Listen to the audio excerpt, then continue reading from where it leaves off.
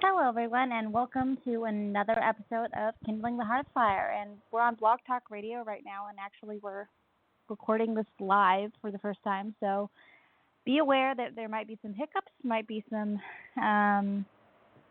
interesting situations we get ourselves into, but I hope we'll have a good show and hope you guys all enjoy the show as much as I do recording it, or more than I enjoy recording it, actually. But anyway, how was everyone doing? Did everyone have a good Midsummer celebration, which just passed a little over a week ago for us, at least? We certainly had a wonderful time down here in Santa Clara, California. Before we begin, I have to do some minor bits of housekeeping. Right now, you can find our podcast on Stitcher, iTunes, Podbean, Patreon, and now on Blog Talk Radio. Patreon. We have several levels of patronage set up on there, each with its own privileges. Check us out and help support the podcast. I would also appreciate any and all reviews, especially on iTunes, which makes it easier for people to find us on there. All websites will be listed with links in the show notes as per usual. Now let's get on to the rest of the podcast. Midsummer has just passed, as I just told you guys, and I hope that everyone has had a wonderful time celebrating. Midsummer was the first festival that I actively participated in when I first joined ADF about 9 years ago, and has remained one of my absolute favorites. The Irish in particular have a long-standing lots of traditions associated with Midsummer. And one thing I'd like to mention about Midsummer is it's mostly associated with the fields and the crops and the people of the villages and things of that nature. While Beltane, which just passed several weeks ago, maybe a month ago, was more associated with not the fields themselves, but the cattle that were grazing upon the fields and keeping them safe and protecting them and bringing them down from the winter fields into the summer fields and cleaning them up and making sure that they live to see another winter. Like I said, the Irish have long-standing traditions when it comes to Midsummer. It usually is celebrated near the end of June and has had many names throughout the years, including St. John's Eve, St. John's Day, or Bonfire Night, or Midsummer Day. The following description is edited from a piece written in 1943 by an old schoolmaster who lived in West Limerick, describing the festival in his day. Old people 30 years ago and more remembered how the fire used to be lit exactly at sunset and had to be watched and tended until long after midnight. Prayers used to be said to obtain a blessing on the crops, then at the peak point of summer bloom.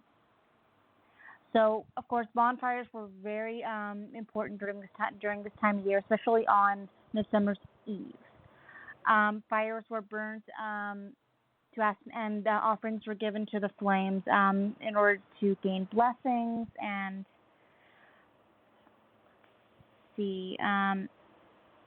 some people used to take the ashes from the fire when the fire had gone out on St. John's morning and scatter them onto the fields.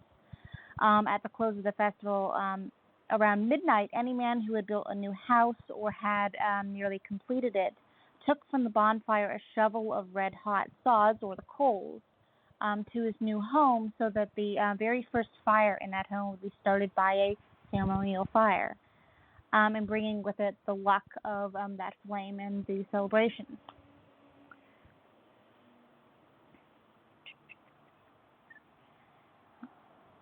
And most of these descriptions are actually from a book I'm getting.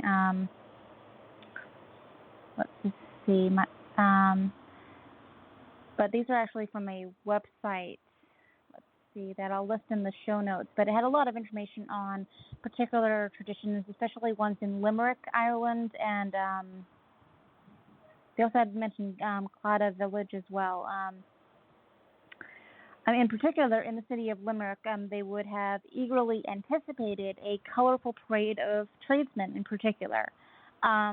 They wear sashes, ribbons, and flowers, and they were also accompanied by musicians. Lots of joyful music was being played while they marched through the main streets of the town. And a similar procession also took way in Galway City, except that the marches were fishermen of Claddagh village, rather than just the tradesmen.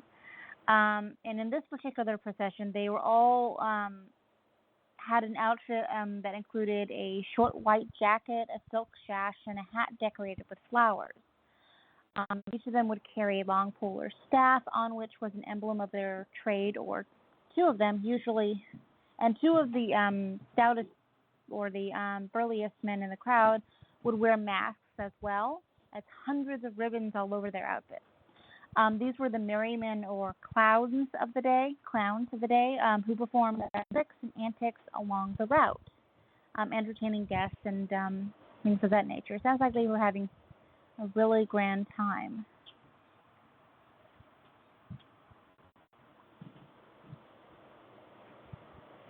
Okay. And speaking of fishing districts, in just about every fishing district, St. John's Day, which is right after St. John's Eve or Bonfire Night. Sorry. Like I said, this is live, so there's going to be a little bit of a hang-ups occasionally. It was very important. St. John's Day, the day after Midsummer's Eve, was very important, especially in fishing communities. In many places, it was the day the boats and nets were blessed, and there was many anglers living inland who eagerly anticipated the arrival of sea trout, which entered the rivers around this time of year.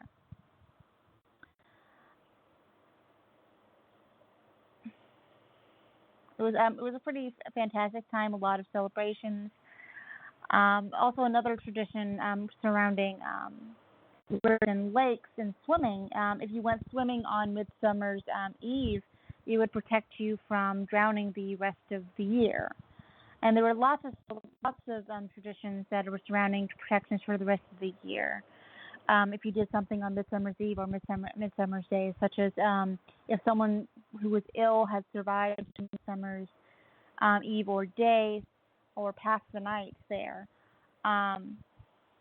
they would be likely to survive the year, or at least until the fall, which I found really interesting.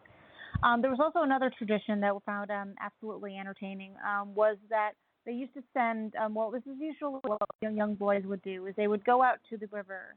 That's usually happening in Limerick, especially, where they would find these big, broad leaves, and they would smack each other with these big, broad leaves. And apparently the tradition is that if you are getting smacked by these leaves, and they wouldn't just smack all the boys in town, they would go around town smacking people with them.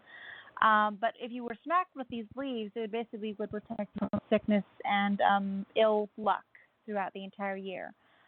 Personally, I find it absolutely hilarious that they made this into a tradition, because, seeing boys running around with big broad leaves trying to smack each other, you can just see it. But anyway, moving on. There are lots of different traditions around this time of year in Ireland. Most of them were associated with sickness and health and good luck and bringing good crops into the season. So that's how the Irish would have celebrated or have celebrated or will celebrate this particular time of year in traditional terms. Okay. So next up, what we usually do in this particular time is to actually bring submissions from ADF members about what they do during this time of year. Well, due to circumstances somewhat beyond my control, I wasn't able to get submissions. But what I did get a hold of for you guys is a recording of during PantheaCon. The ADF suite was opened up, and we actually had a fundraiser for the ADF suite, and also the Priestesses of Avalon were also involved in the fundraiser, where we actually had a Scotch tasting. And you could join in by either bringing a bottle of Scotch or donating $10 to the night, and you would get a tasting cup, and you'd be able to taste the Scotch. And everybody had a lovely time.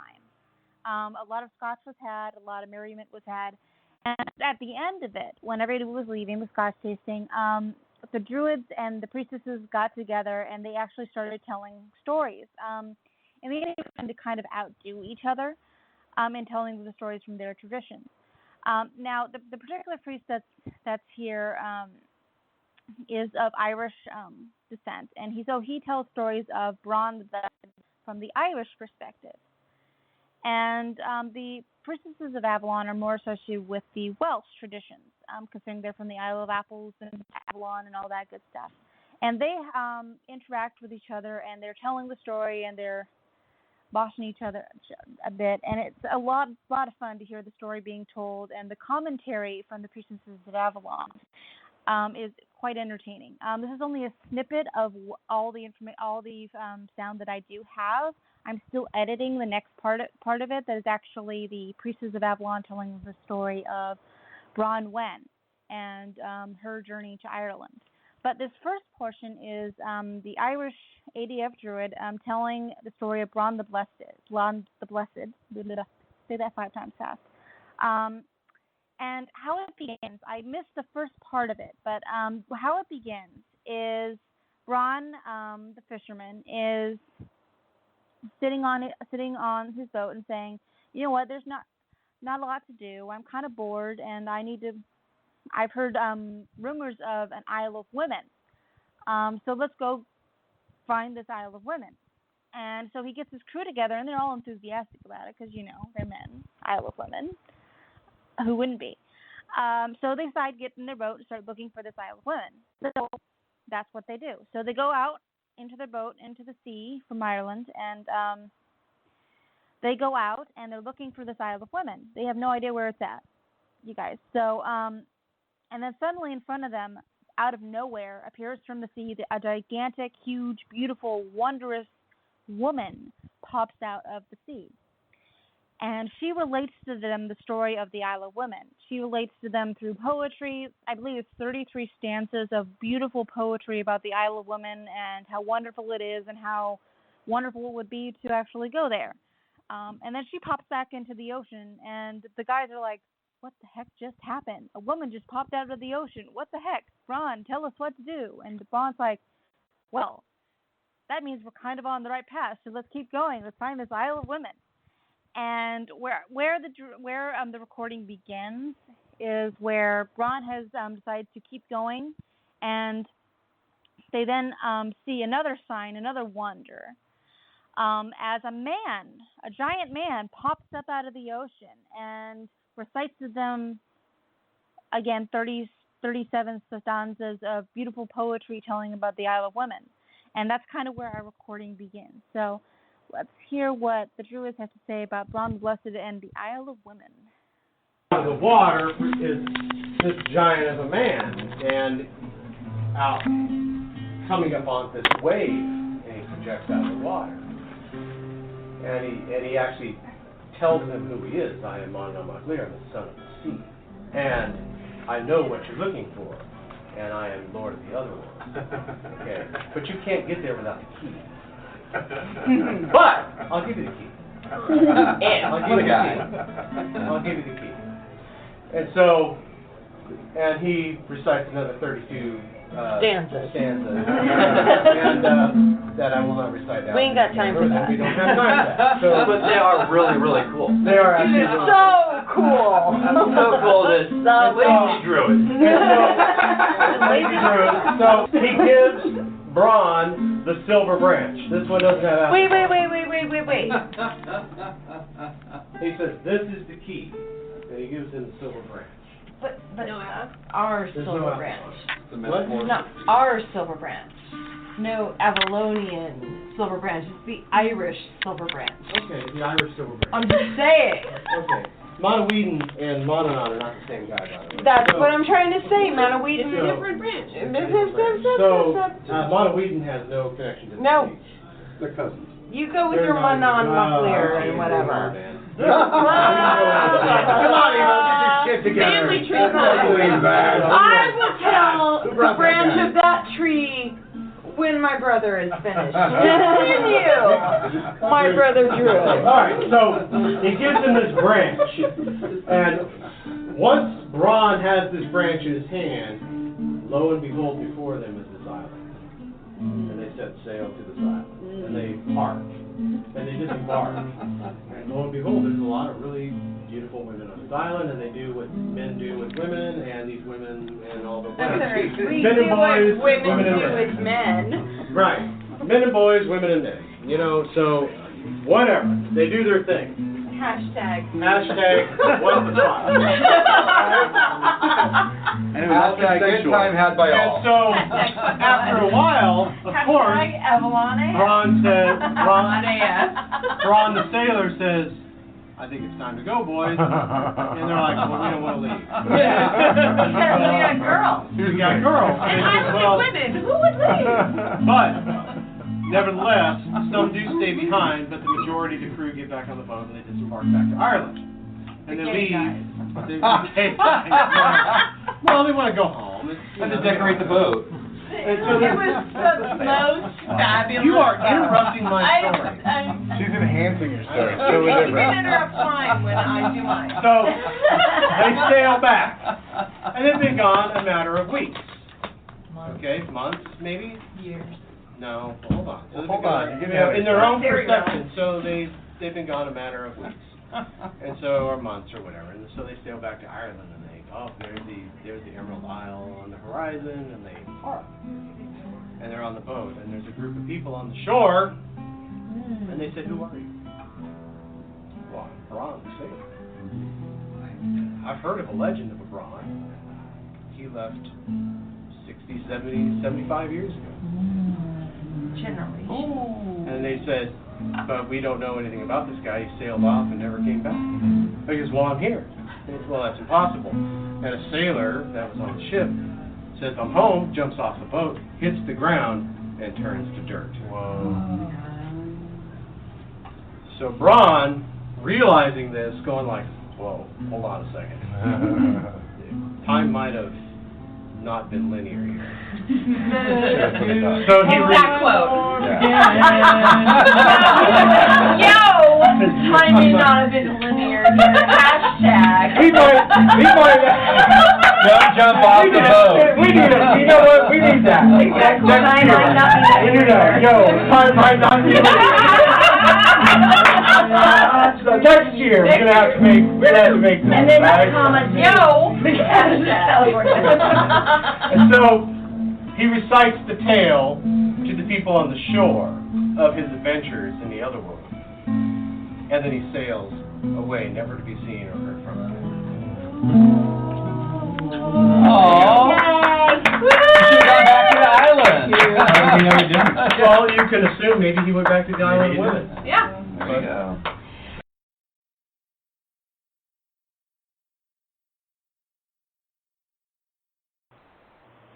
All right, that was a wonderful telling of the story. And hashtag time may not be linear here is totally going to show up on a river in the next Pantheacon. I'm going to hold them to that because that is completely awesome. But anyway, moving on. Next up, what we have in our segments is we've got a little bit of a book review, and as I do in most of my episodes. And this time we're going to do a quick little book review of the Journey into Spirit, a pagan's perspective on Death, Dying, and Bereavement by Kristoffer Hughes. And I loved this book. I bought this book during PantheaCon, and I loved this book. It's a wonderful book, and I would definitely want to keep this on my shelf. This basically fits all three of the criteria for my book reviews. It was very readable. There wasn't a lot of high speech. It wasn't very college age material in here. It was very down to earth, very easy to read. There's a lot of information here, so it is very rereadable. I could definitely get a lot of information here just if I read it several times. And then the bibliography as well is extensive. There's a glossary for words because he is from Wales, so he does speak a lot of Welsh. So there's a lot of glossary and bibliography, and it's a little short, the bibliography, but what he does have in here is, and there's a lot of information here, and it's pretty extensive, and so it's a great book, but it is a hard book to get through because of just his subject matter. But he intersperses it with lots of humor, personal experiences, and while it was a difficult read to get through, it was certainly worth reading. And if you're in that particular place where you want to learn more about death, dying, bereavement from a pagan's perspective, I would definitely recommend this book, and I would definitely recommend to keep it on your shelf so you have it as a reference for if you have someone who is going through this and how to go through this with them, because it's a very difficult topic, and it's good to have very good references for this one. And just to say about Kristoffer Hughes, he's worked professionally in service to Her Majesty's Coroner at morgues throughout the United Kingdom for the last 25 years, and he's also a priest of the Druid tradition in Wales. Actually, the Isle of Ainslie, off the coast of North Wales, is where he sets up shop. And he's a wonderful speaker. You've heard him at PantheaCon, at least. If you've been to PantheaCon, you've probably have heard him speak. He's a wonderful speaker. He's a wonderful man, and he writes wonderful books. I've got several of his books on the shelf. But if you're looking for something considering this subject from a pagan perspective, it's a wonderful book to have, just for reference and personal enlightenment. Okay. So next up we have the calendar, what's coming up in the next couple months. And July is actually a really busy month for festivals. We have 4 festivals just in July, and then we have one in August. Well, the first festival that's coming up is the Starwood Festival, and that happens July 11th through 17th. And it's going to be happening on the Wisteria Campground and Event site in Pomeroy, Ohio. And they have a website up, and I'll put that in the show notes as well at starwoodfestival.com if you want more information and the ability to register. Okay, and the next festival that's coming up, and one that I am personally going to, is the Festival of 8 Winds. It's going to be July 13th through 16th. No, those are last year's dates. Sorry. But the website remains the same. This year it's going to be down here in California at particular. They've got a new campsite that they're working out. But if you want more information about where and when it's going to be, their website is northwest.adf.org/8winds2018. They also have a Facebook group up as well, so look up 8 Winds on Facebook, and you can get more information from there as well. Okay, and the next festival in July is going to be the Sirius Rising Festival, which is a pan-pagan festival. It's not an ADF-run festival, but we do have a presence there. It's going to be coming up on July 18th through the 24th, and it's going to be at the Brushwood Folklore Center in Sherman, New York. And their website is brushwood.com/sirius.html. They also have a Facebook page if you want to look at it that way. But if you want to go to their website to find more information, see how you can register and find out when and where everything's going to be. And the last festival in July is the Chrysalis Moon Festival, which is another pan-pagan festival that ADF has a presence at. And this one starts on July 20th and goes to the 24th. And it's going to be in Springfield, Indiana. And their website is chrysalismoon, all one word, .com. And I'm going to put all the websites in the bottom with the show notes, just so you don't have to remember how to spell all these words, because they can get kind of confusing. Okay. And the last festival I have listed here is going to be in August. It's the Pan-Pagan Festival, which, oddly enough, is a Pan-Pagan Festival. And it's happening August 3rd through the 7th, and it's going to be in Monterey, Indiana. And they've got a website up, midwestpaganCouncil.org/ppflocation.html for more information on how to register, where it's at, and what's going to be happening. Okay, so now that we know what's going on in the general world, the last segment for our show is going to be a recipe that you can make during this time of year. And I know Midsummer's already passed, but this is a really yummy recipe. Personally, it's fairy honey cakes, and they're basically fried up cakes that are dipped in honey, and they are kind of awesome sounding. And I got this recipe from the Hearth and Home Witchery website. Okay, so the recipe includes a list of ingredients. So here's the list of ingredients. Basically, half a cup, if I can talk today, half a cup sweet white wine, or water if you don't want to do wine, but it adds to the flavor. So I would pick a wine that you like, if you like wine. 1 egg, 2/3 cup of flour, 1/8 teaspoon of cinnamon, 1/8 teaspoon of salt, 1 cup of honey, 2 tablespoons of sugar, 1/8 teaspoon of nutmeg, and oil for frying. You also might need a frying pan. Just saying. Okay, so beat the wine and the egg in a medium bowl. Combine the flour, cinnamon, salt, and sugar in a small bowl. Stir that into the egg mixture. Let's stand for 30 minutes. Combine the honey and nutmeg in a small bowl, and then heat up about 1/2 inch of oil in a frying pan until it's hot, but don't let it get so hot that it starts smoking. Kind of bubbly, but not smoking. Drop the batter into the oil 1 tablespoon at a time and fry until golden brown. It'll turn into a little puffy cake. Drain the oil off of it on paper towels, and then you dip it into honey, and it's absolutely fantastically delicious. Lovely, lovely.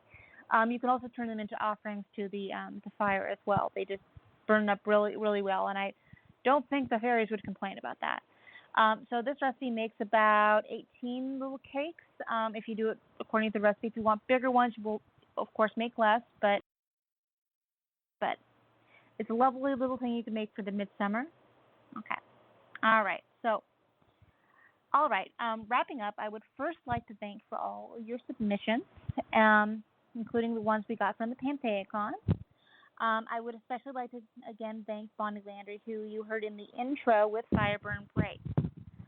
We're getting ready to put the Lunasaw podcast together here at Kindling the Hearthfire. And if you have any ideas, celebrations, poems, songs, invocations, or anything else that you would like to hear included in the podcast, or you would just like to yell at me, say that you hated the podcast or love the podcast, I don't know, comments or whatever, please send them to kindlingthehearthfire@gmail.com.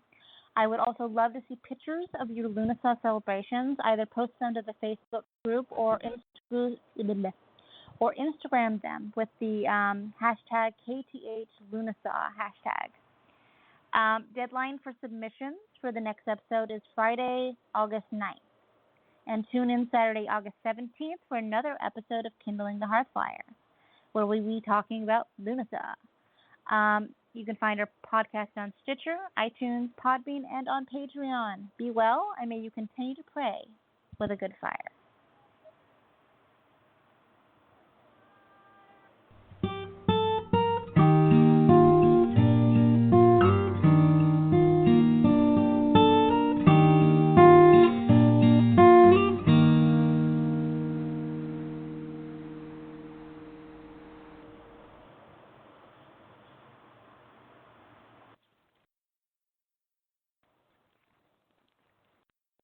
Hi, it's Jamie, Progressive's Employee of the Month, 2 months in a row. Leave a message at the... Hi, Jamie. It's me, Jamie. I just had a new idea for our song about the Name Your Price tool. So when it's like, tell us what you want to pay, hey, hey, hey, and the trombone goes, blah, blah, blah, and you say, we'll help you find coverage options to fit your budget. Then we just all do finger snaps while a choir goes, savings coming at ya, savings coming at ya. Yes? No? Maybe? Anyway, see your practice tonight. I got new lyrics for the rap break. Progressive Casualty Insurance Company and Affiliates. Price and coverage match limited by state law.